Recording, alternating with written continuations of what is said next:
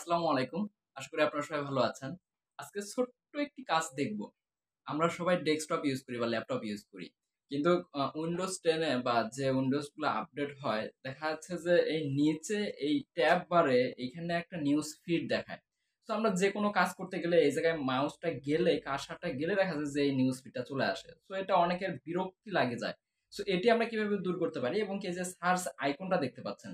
তো এই সার্চ আইকনটা এখানে অনেকগুলা ট্যাব হয়ে গেলে দেখা যাচ্ছে যে এখানে ট্যাব আঁটে না বা ট্যাবের জায়গা অনেক কম পড়ে যায়। তো এই এত বড় সার্চ আইকনের আসলে প্রয়োজন হয় না। তো এই সার্চ আইকনটা আমরা কিভাবে শুধুমাত্র এই সার্চ আইকনটা রাখতে পারি আর বাকিটুকু থাকবে না। তো এটি আজকে আমরা ভিডিওতে দেখব। তো ভিডিও শুরু করা যাক।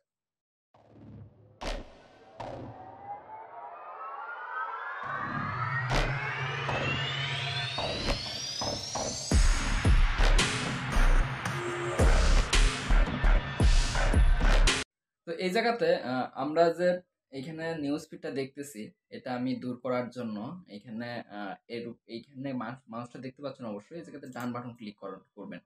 তো এখানে দেখতে পাচ্ছেন নিউজ অ্যান্ড ইন্টারেস্ট। তো এই জায়গায় যাওয়ার পরে এই জায়গায় বেশ কিছু ফিচার দেখতে পাবেন। এই যে টার্ন অফ। এটা যদি টার্ন অফ দিয়ে দেই তাহলে কিন্তু ওটা আর থাকবে না। হ্যাঁ?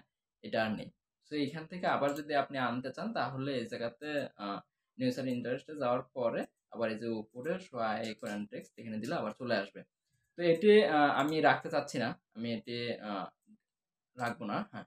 তো এটা কাজের ক্ষেত্রে ভেজাল করে। তো এইখানে যেটা বলছিলাম যে সার্চ আইকনটা কিভাবে আমরা ছোট করতে পারি। তো ওর জন্য সেম টু সেম এখানে ডান বাটন ক্লিক করব। নিচে টাইটেল বারে ডান বাটন টাস্ক বার যেটা বা টুল বার যেটাই বলি না কেন। তো এই জায়গাতে ক্লিক করার পরে এই যে উপরে সার্চ লেখা আছে। তো এই সার্চ এই জায়গায় যাওয়ার পরে এই জায়গায় শুধুমাত্র আমরা আইকনটা দেখাবো। এই যে শো সার্চ আইকন। এখানে ক্লিক করলে শুধুমাত্র যে আইকনটা থাকবে এবং কি এইখানে বাকি যে অংশটা ধরেছিল এটা থাকবে না। তো এখানে অনেকগুলা কিন্তু ট্যাব আপনি চালু করতে পারতেছেন। আশা করি ভিডিওটা আপনাদের কাজে লাগবে। তো আমার চ্যানেলে যদি নতুন হয়ে থাকেন অবশ্যই চ্যানেলটিকে সাবস্ক্রাইব করে পাশে থাকবেন। আর যারা সাবস্ক্রাইব করেছেন অসংখ্য ধন্যবাদ। তো আজকে এই পর্যন্তই। অন্য কোনো দিন অন্য কোনো ভিডিও নিয়ে আসবো।